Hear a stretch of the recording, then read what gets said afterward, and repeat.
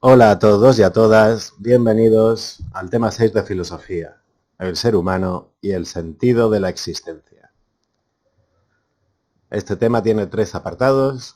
El primero trata sobre concepciones del ser humano, es decir, sobre las explicaciones a la identidad del ser humano que se han dado desde la filosofía a lo largo de la historia. Digamos que es un recorrido por la historia de la antropología filosófica y nos va a ayudar a aclarar los términos de la cuestión sobre el sentido de la existencia. En el apartado 2 analizamos una serie de cuestiones que en filosofía se han considerado de especial importancia a la hora de explicar el sentido de la vida humana. Estas cuestiones son, por ejemplo, la libertad, el dolor o la muerte. Y en el último apartado, el anhelo de trascendencia, desde la filosofía, vamos a echar un vistazo a la religión, a la explicación religiosa del sentido de la existencia. Solo de forma introductoria vamos a hablar del absoluto en filosofía, es decir, del concepto de aquel ser superior que está en un plano distinto de existencia, pero que le da sentido a la existencia. Este concepto típicamente encaja con el Dios de las religiones, al menos de las religiones monoteístas. Antes de comenzar con el apartado 1 al que está dedicado esta explicación, tenemos que aclarar una cosa. Y es que en este tema no se pretende dar una respuesta objetiva a la pregunta de cuál es el sentido de la vida. Porque quizá no exista tal respuesta. Simplemente vamos a dar perspectivas filosóficas sobre esa cuestión. Y vamos a ver cómo los filósofos en la historia han planteado la cuestión del sentido de la existencia. Así que comenzamos. Hablando de concepciones sobre el ser humano, tenemos que remontarnos a la antigua Grecia, donde nace la filosofía y el pensamiento crítico. Así que el apartado 1.1 está dedicado a la visión del ser humano en la filosofía y la cultura griegas. Y lo dividimos en 3 partes. Una parte está dedicada a la época homérica, a la época arcaica griega, anterior al nacimiento de la filosofía. Un segundo apartado está dedicado a la visión dualista del ser humano que llega a Grecia a través del gnosticismo. Y por último, vamos a ver las teorías más empiristas, obra de Aristóteles y los atomistas, por ejemplo, que se suceden en los últimos años de la cultura griega, cuando termina el esplendor de la cultura griega. Comencemos. Durante la época arcaica griega, todavía no había surgido la democracia, ni la filosofía. La cultura era fuertemente aristocrática. Esto quiere decir que los nobles eran los que tenían el poder. Ni siquiera teníamos formados los conceptos que vamos a usar a lo largo de la historia para definir la identidad del ser humano. El ser humano típicamente se define por su mente y su forma de pensar. Recibimos nuestra identidad de nuestra mente, pero el concepto de mente como tal todavía no lo manejan los griegos. Ni siquiera el concepto de cuerpo existe tal y como lo conocemos hoy. ¿De acuerdo? En esta situación no hay un concepto que nos permita definir la identidad del ser humano desde dentro del ser humano, sino que la identidad de una persona siempre va a tener que ver con la opinión que los demás tienen de él. En esta época nuestra identidad encaja con la idea que los demás tienen de nosotros. Así que el resultado a la hora de explicar cuál es el sentido de la vida o cuál es la buena vida está claro. El sentido de la vida es conseguir el aprecio de los demás, es conseguir el éxito social y la buena reputación. O, como dirían los griegos, alcanzar el honor y la gloria. La buena vida es la que consigue ese honor y esa gloria, y aquel que llega al éxito y al prestigio ha demostrado que tiene una capacidad. lo que los griegos llaman virtud o arete, que se traduce precisamente en la capacidad de conseguir el prestigio a ojos de los demás. Años después hay un cambio de mentalidad que se va implantando lentamente y que tiene que ver con tradiciones religiosas que vienen de Asia, como el orfismo o el gnosticismo. La escuela pitagórica de filosofía incorpora muchas creencias gnósticas y a través de Pitágoras van a llegar al resto de los filósofos como Platón. Lo que defiende el gnosticismo, el orfismo o la escuela pitagórica es un dualismo antropológico. Es decir, que el ser humano está dividido en dos tipos de realidad. Una realidad inmortal que es divina, el alma, donde reside la inteligencia. Y una realidad material que es mortal y corruptible. Corruptible significa que cambia y se puede estropear, se puede corromper. La unión del alma y el cuerpo no es esencial, es accidental. Esto quiere decir que el alma no está, digamos, pensada o diseñada para habitar en un cuerpo. El hecho de que el alma, nuestro alma, habite en nuestro cuerpo es un accidente, es un castigo. En estas teorías se suele defender que cuando el alma pierde su camino o cuando el alma se desequilibra, como castigo, queda encarnada en un cuerpo. Platón es el filósofo más representativo de esta forma de pensar y a través de Platón estas ideas van a pasar a nuestra historia y nuestra cultura y van a tener mucha influencia, por ejemplo, en la religión cristiana. Platón identifica al ser humano con su alma. Nosotros somos almas, almas inmortales, que pertenecemos a otro mundo distinto al mundo material. Si recordáis el tema anterior, nuestras almas pertenecen al mundo de las ideas. El alma se encuentra, como hemos dicho, unida a un cuerpo de forma accidental. Es un castigo a su mala conducta.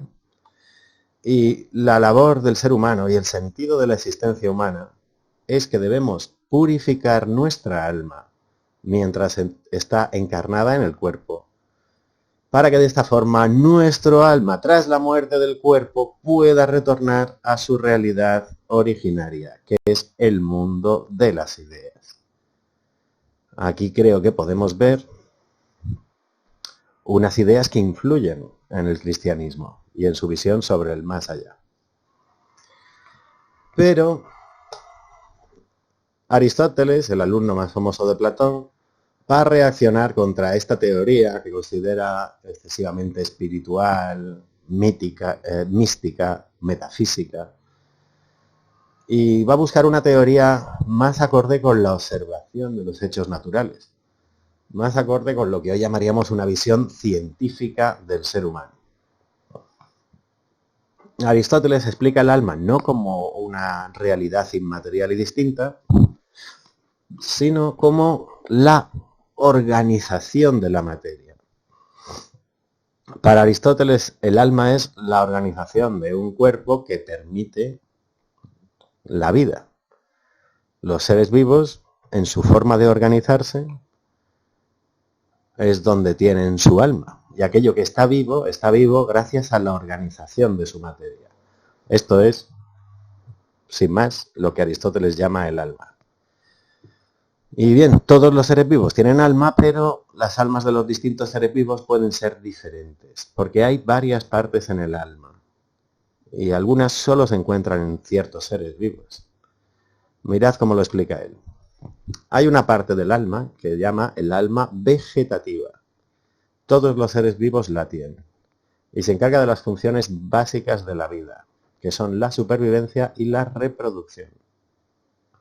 Por ejemplo, las plantas tienen este tipo de alma y no pueden hacer más funciones aparte de aquellas dedicadas a la supervivencia y la reproducción. Pero existe también un alma sensitiva que todos los animales comparten. Los animales, además de tener el alma vegetativa antes mencionada, tienen unas funciones distintas, como son la sensación, la capacidad de sentir y percibir, y el movimiento, la capacidad de desplazarse.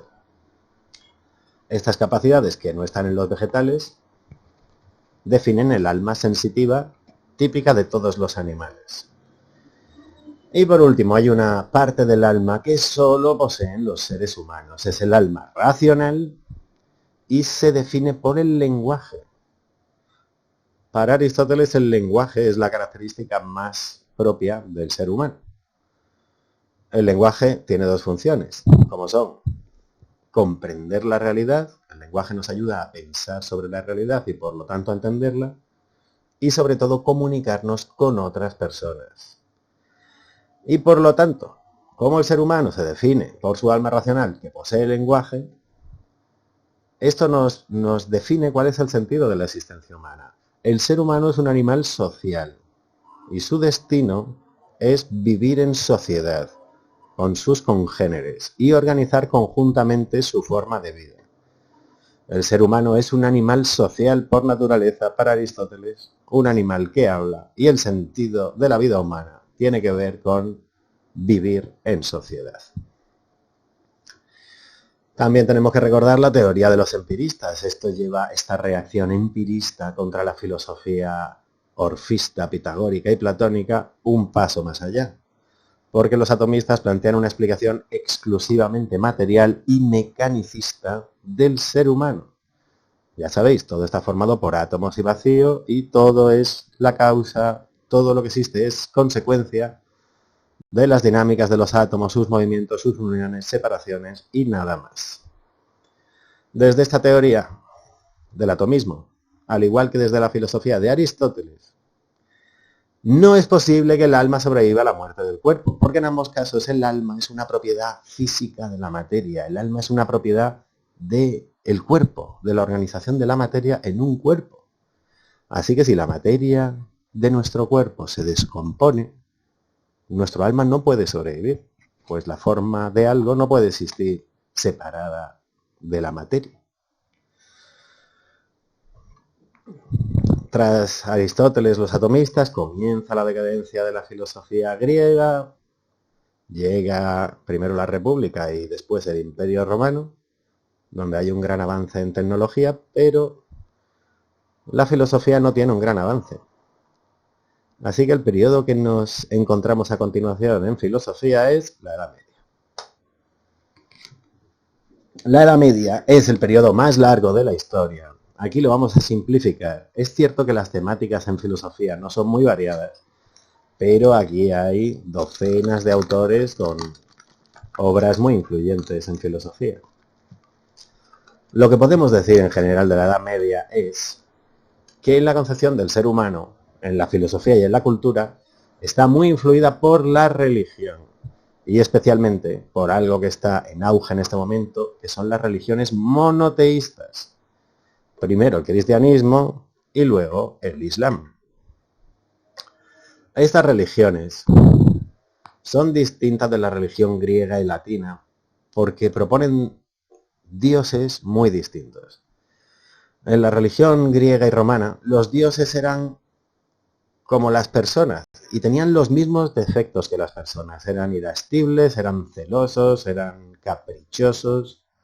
Los dioses representaban a los seres humanos con sus virtudes y sus defectos. Pero en el monoteísmo, los dioses, que en este caso sería un dios, Dios en las religiones monoteístas es un ser perfecto, moralmente perfecto, que no tiene defectos, intelectualmente perfecto, que lo sabe todo y nunca se equivoca. Es un ser también único y personal, es decir, tiene las características básicas de un ser humano, tiene lenguaje, tiene pensamiento, tiene voluntad, es de alguna forma similar a nosotros. Y esto se explica porque, según la religión monoteísta, Dios creó al hombre a su imagen y semejanza. Así que nosotros somos seres en parte divinos. Según estas religiones, nosotros tenemos un alma que ha sido creada por Dios, a semejanza de Dios. Y ningún otro ser de la naturaleza tiene un alma como la nuestra. Por lo tanto, nosotros somos los seres más importantes de la naturaleza. somos de tipo divino y tenemos que gobernar la creación de Dios. Esta imagen se perpetúa a lo largo de la Edad Media, tanto en el cristianismo como en el Islam.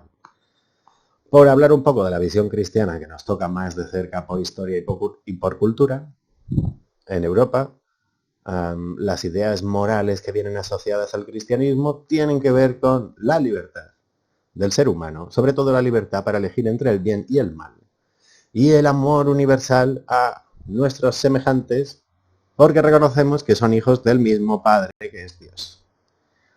Estos dos rasgos religiosos, si os dais cuenta, tienen una enorme importancia en nuestra ética. Hoy en el siglo XXI la libertad, y no le llamaríamos el amor universal, pero su equivalente, que sería la solidaridad, ambos son conceptos muy importantes en nuestra ética, ¿de acuerdo? Y son conceptos que han sido desarrollados profundamente por el cristianismo, no es que los haya inventado ellos.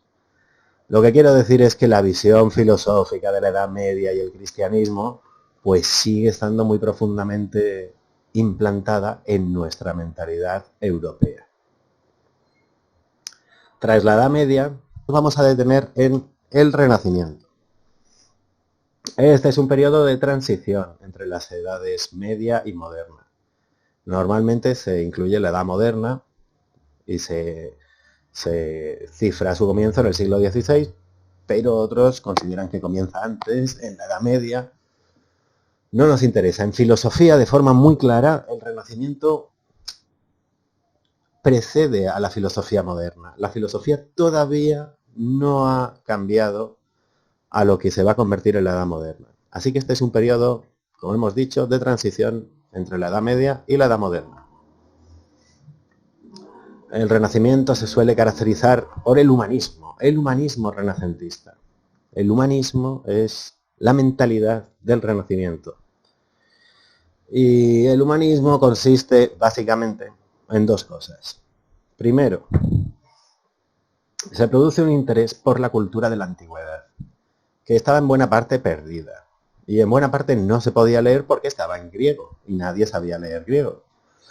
A finales de la Edad Media se hace un esfuerzo por traducir las obras de los filósofos griegos y por figuras como Erasmo de Rotterdam, por aprender los idiomas que nos permitan recuperar el conocimiento clásico perdido.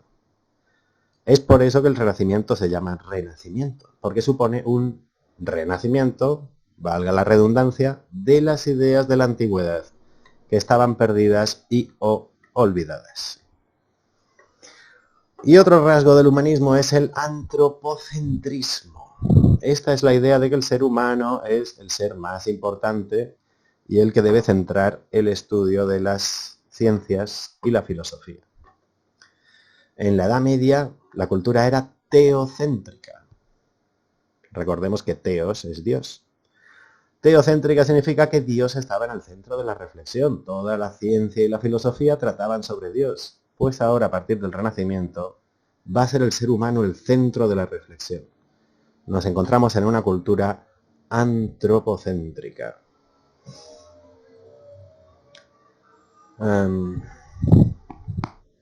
Veamos un autor muy significativo, que es Pico de la Mirandola. Él, de forma muy bella, en un lenguaje un tanto poético y todavía de una forma religiosa, en una mentalidad religiosa, caracteriza la mentalidad renacentista definiendo al ser humano como un ser que posee libertad, que es una característica de origen divino y que le permite elegir su forma de vida, a diferencia del resto de los seres y animales cuya forma de vida está predefinida desde el momento de nacer. El ser humano tiene plena libertad a la hora de decidir cómo quiere vivir. Esto es una cualidad divina para Pico de la Mirandola que distingue al ser humano. Como vemos, si en la Edad Media el interés por la existencia humana estaba en el más allá, en la vida después de la muerte, esa era la realidad a la que estaba destinado el ser humano y era la única importante, mientras que la vida terrenal, la vida en el mundo material, era solo una preparación para la muerte, pues ahora en el Renacimiento se va a empezar a dar más importancia y se va a ver con más interés la vida terrenal del ser humano. Por esto mismo que ha dicho Pico de la Mirandola, porque en nuestra vida terrenal demostramos nuestra libertad, nuestra creatividad y la capacidad de elegir nuestra forma de vida. Y comienza una reflexión que tiene que ver con que el ser humano puede mejorar su forma de vivir en esta tierra. La existencia humana tiene un progreso. Y este progreso tiene que ver con la sociedad. Las sociedades mejoran con el tiempo, es decir, progresan. Cambian su funcionamiento para responder mejor a las necesidades del ser humano. Esta idea, la idea de que las sociedades progresan y que un poco el sentido de la existencia humana está en el progreso de las sociedades, comienza el Renacimiento y va a ser una de las ideas fundamentales de la Edad Moderna. Vamos a verlo. Apartado 1.4 dedicado a la visión filosófica del ser humano en la Edad Moderna. Edad Moderna, que recuerdo, es el periodo en el que se consolidan las ciencias naturales, gracias a personajes como Galileo, Newton, etc. Es una época en la que la religión sigue siendo predominante y los autores siguen siendo cristianos muy devotos, como por ejemplo Isaac Newton, el padre de la física. Pero esta visión religiosa coincide ya con una visión muy consolidada del universo mecanicista. Es decir, que en la Edad Moderna ya se considera que el universo es un sistema que sigue las leyes de la física y que todo lo que ocurre se puede explicar por las leyes de la física, que no persiguen ninguna intención, ni tienen ninguna voluntad. Son regularidades que existen y que no obedecen a un sentido. Y en la Edad Moderna comienza esta dificultad para conciliar que nuestro alma es una alma inmortal y libre con que nuestro alma es una parte del mundo natural que obedece las leyes del mundo natural. Este problema de conciliar la libertad con el mecanicismo del que ya hemos hablado en otras ocasiones. Todas las ideas de la modernidad se puede considerar que culminan en la Ilustración. Bien, la Ilustración es un movimiento cultural típico del siglo XVIII que vamos a decir que es el resumen y la culminación de la modernidad. Hay dos características fundamentales de la Ilustración que son, primero, optimismo en la razón humana, en las capacidades del ser humano. Immanuel Kant, que es la figura que tomamos como referencia cuando hablamos de ilustración en filosofía, Immanuel Kant viene a decir que antes de este siglo, antes del siglo XVIII y de este periodo, las sociedades simplemente no estaban suficientemente maduras para comprender la realidad tal y como es. Las sociedades anteriormente tenían que apoyarse en los mitos, la superstición o la religión para entender el mundo. Pero ahora, para Immanuel Kant, por primera vez en la historia, la humanidad está preparada para comprender su lugar en el mundo. Y esto lo expresa con la metáfora que dice que la Ilustración es el periodo de la mayoría de edad de la humanidad. Dicho de otra forma, la Ilustración es el periodo en el que el intelecto humano alcanza su madurez y por fin puede comprenderse a sí mismo e intentar resolver sus problemas fundamentales. ¿Y cómo se resuelven los problemas de la sociedad?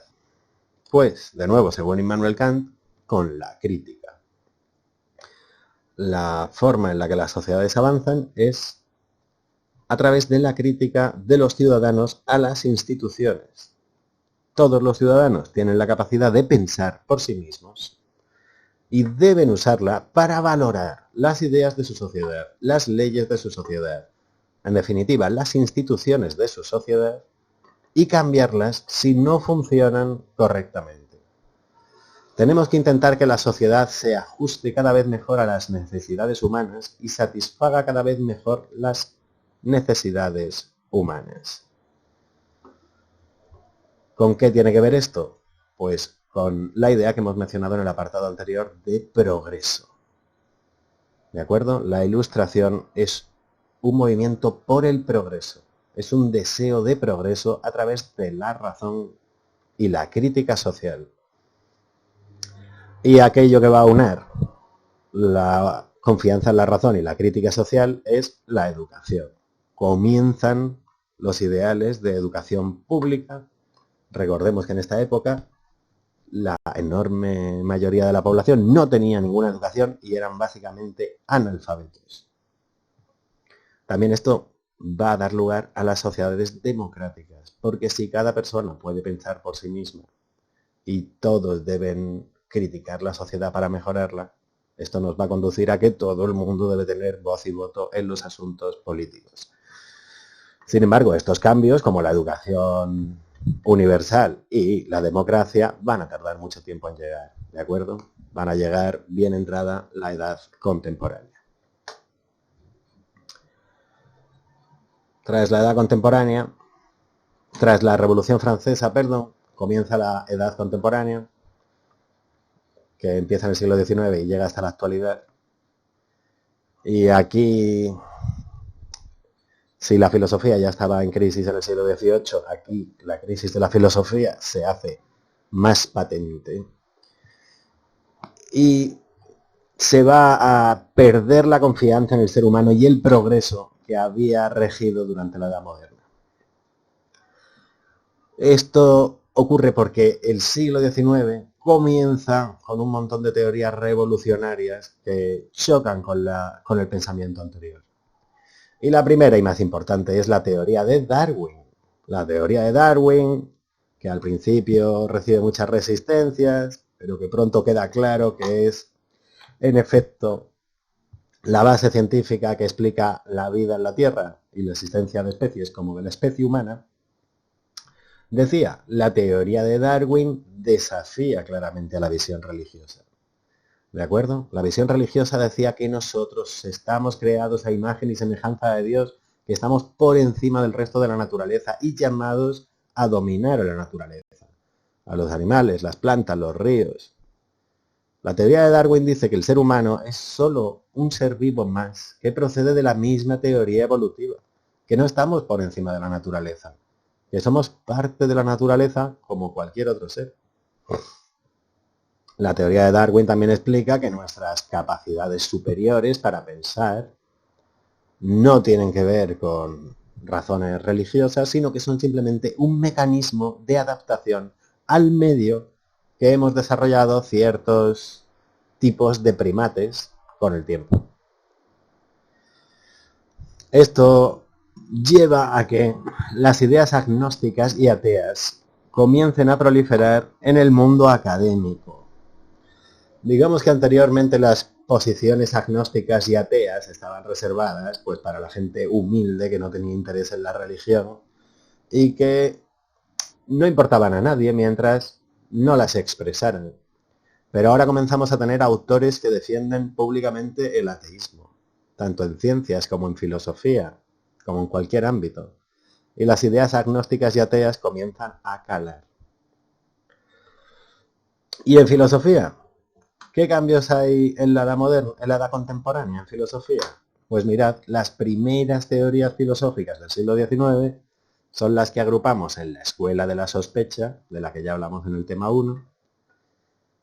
Y lo que vienen a decir es que tenemos que desconfiar de nuestras ideas, que nuestras ideas no son tan racionales como creemos. Que este concepto de la razón, que nos permite justificar nuestras ideas, está lleno de fallos. Que la razón, digámoslo así, paradójicamente, no es racional. Estos autores dicen, por ejemplo, que tenemos que desconfiar de nuestras ideas porque están dominadas por deseos inconscientes, por deseos que no podemos aceptar y por lo tanto son ocultados por nuestra propia mente, de forma que ni siquiera nosotros mismos sabemos qué es lo que buscamos cuando hacemos las cosas. Esta es la teoría de Freud. O también que nuestras ideas están dominadas por la organización económica de la sociedad, como dijo Marx y vimos en el tema anterior. Nosotros pensamos lo que pensamos Creemos en las religiones, creemos que las leyes son justas y creemos en las teorías de los filósofos porque estas ideas son necesarias para que la sociedad funcione a nivel productivo y económico. Esto es el comienzo del siglo XIX, así que vemos que el siglo XIX comienza destruyendo las ideas que habían regido a nuestra sociedad desde la Edad Media. Ideas religiosas, ideas sobre la superioridad del ser humano frente al resto de los seres vivos, o ideas sobre el poder de nuestra razón, que nos permite tomar decisiones correctas. Pero lo más importante en la edad contemporánea es que la idea de progreso ilustrada, defendida por autores como Kant, que pensaban que en el siglo XVIII la humanidad por fin había alcanzado el rumbo definitivo hacia el progreso, la idea del progreso se demuestra que no es real. Porque en el siglo XIX, las mismas barbaridades que se habían cometido a lo largo de la historia por los nobles y los clérigos en nombre de la religión y de otras ideas que los ilustrados llamarían supersticiosas, pues las mismas barbaridades que se cometían antes en nombre de Dios, ahora se cometen en nombre de la razón. Napoleón, un plebeyo, se convierte en emperador de Francia y demuestra que, sin estar iluminado por la gracia divina y sin tener unas ideas aristocráticas, un plebeyo puede llegar a los mismos niveles de destrucción, llevar a Europa de guerra en guerra y provocar la muerte de millones de personas. Y esto ahora se hace en nombre del progreso racional, pero no es distinto de lo que había ocurrido a lo largo de toda la historia. ¿Y qué podemos decir de los sucesos del siglo XX en relación al progreso? En el siglo XIX hubo muchas guerras.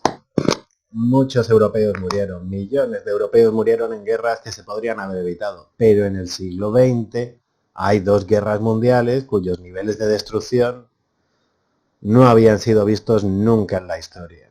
La Segunda Guerra Mundial acaba por el uso de armas atómicas por parte de los Estados Unidos contra población mayoritariamente civil, y también nos deja detalles como el genocidio del Tercer Reich, la Shoah, el Holocausto, como queráis llamarlo. Así que cuando llegamos a mitades del siglo XX, es muy difícil creer en la idea del progreso. Parece que aunque nos hayamos liberado de la superstición, el miedo y la ignorancia, las sociedades siguen funcionando mal. Que la ciencia no es automáticamente el camino hacia el progreso, porque la ciencia se puede usar para cosas muy malas. Y ahora mismo nos encontramos en esta situación, en la que no tenemos claro si las sociedades progresan o van a peor, en la que los problemas que nos acuciaban hace 200 años siguen existiendo y no sabemos cómo resolverlos. Y estamos en una situación muy desconcertante que muchos en filosofía caracterizan como una situación de crisis de valores. Estamos en una situación en la que no sabemos distinguir como sociedad qué es lo correcto, qué es lo incorrecto, qué deberíamos hacer o, por supuesto, cuál es el sentido de nuestra existencia. Una nota sobre el título de este apartado, 1.5. ¿Por qué el tema de la humillación? Pues lo que quiere decir este apartado es que al comienzo de la edad contemporánea, el ser humano tenía una visión muy orgullosa de sí mismo, una visión muy optimista de sí mismo. A principios del siglo XVIII, el ser humano tenía una razón que lo situaba por encima de la naturaleza. Las ideas religiosas estaban mayormente aceptadas, creíamos en nuestra inmortalidad, en la santidad de nuestra alma. Creíamos que habíamos encontrado el mecanismo de la historia, que habíamos encontrado la clave de la ciencia que nos permitiría resolver todos los problemas. Pero según avanza la edad contemporánea, todas estas ideas tan optimistas que teníamos sobre nosotros mismos se van destruyendo y nos vamos llevando, digamos, decepción tras decepción, humillación tras humillación. Y nos damos cuenta de que el ser humano no es tan perfecto como siempre se había creído. Vamos a terminar este apartado Hablando de la perspectiva actual de la filosofía, que es la perspectiva de después de la Segunda Guerra Mundial. Y a partir de la Segunda Guerra Mundial, la reflexión filosófica se fragmenta en un gran número de teorías que no tienen mucho que ver, que tienen objetivos muy distintos, e ideas muy distintas. Os invito a que volváis al tema 1 y recordéis el último apartado donde teníamos una tablita con las corrientes actuales en filosofía para que comprobéis lo variadas que son en ideas, temáticas y propósitos de investigación. En este apartado vamos a ver 3 ideas, 3 escuelas que ya encontramos en el último apartado del tema 1, pero que nos dan una idea de lo variada y heterogénea que es la reflexión filosófica sobre el ser humano hoy en día. Estas teorías tienen mucho que ver con la libertad. Por ejemplo, el existencialismo, defendido por autores como Jean-Paul Sartre. El existencialismo es una teoría que defiende la libertad humana por encima de todo. Los existencialistas reconocen que hay cosas que no elegimos, como por ejemplo el país en el que nacemos, y que todos estamos condenados a unas circunstancias que nos vienen dadas. Pero a partir de esas circunstancias decidimos lo que hacemos y las personas en las que nos convertimos son el resultado de nuestras decisiones. ¿De acuerdo? Nosotros no siempre lo vemos así, porque tener libertad para elegir tu vida puede dar miedo. Y tenemos una forma psicológica de reaccionar a este miedo que nos da elegir, a este miedo que nos da la responsabilidad, y esa tendencia es a poner excusas y a engañarnos a nosotros mismos, justificando que hemos hecho eso porque no teníamos otra opción. Hemos hecho eso obligados por las circunstancias y no hemos tenido realmente libertad para elegir. Pues bien, el existencialismo dice que esto es un engaño, que es actuar de mala fe y que, en definidas cuentas, somos totalmente libres, aunque dé miedo, que el tipo de personas en las que nos convertimos es únicamente nuestra responsabilidad, es únicamente fruto de nuestras decisiones. Frente a esto tenemos, por ejemplo, la visión del estructuralismo. El estructuralismo tiene cierta influencia del marxismo. Viene a defender que nuestro comportamiento no lo elegimos nosotros, que nuestro comportamiento está causado por una serie de patrones, de sistemas, de estructuras que son sociales y que no controlamos. Por ejemplo, la familia. Nuestro comportamiento está determinado por la educación que hemos recibido en la familia. Y la familia es una institución social. Todas las familias tienen rasgos similares que están determinados por la sociedad y que nos hacen ser como somos. O el trabajo, la escuela. Todos son estructuras sociales muy amplias, muy difíciles de cambiar, pero que fácilmente cambian nuestra forma de comportarnos.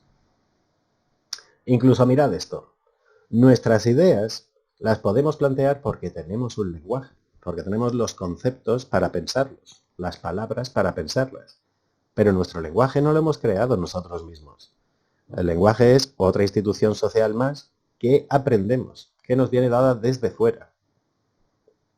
Por lo tanto, para el estructuralismo, nuestra libertad, pues no es real, o si es real, está muy limitada por la sociedad en la que crecemos y su funcionamiento.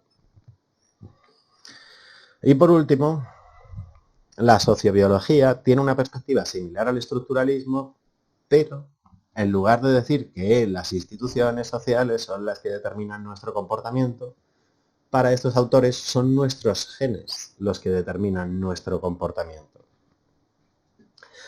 Todo lo que hacemos obedece a factores genéticos y nuestro comportamiento persigue la supervivencia de nuestros genes. Cuando nosotros realizamos acciones éticas hacia nuestra familia, hacia nuestros hermanos, padres, primos, lo que estamos haciendo, según autores de la sociobiología, es proteger nuestros genes.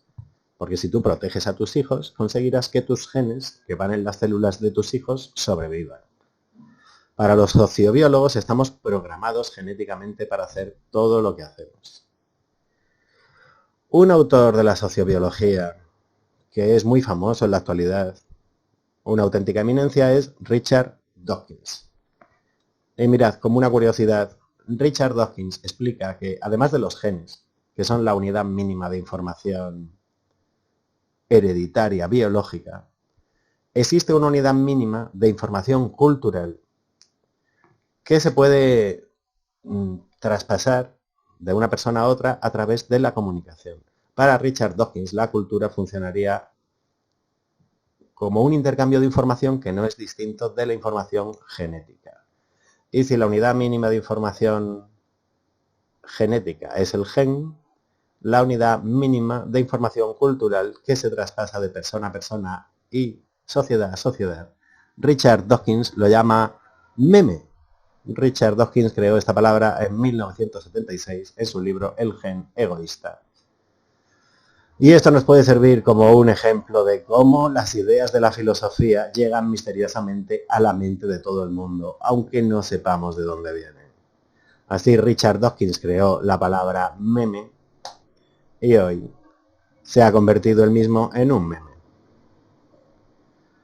Un saludo a todos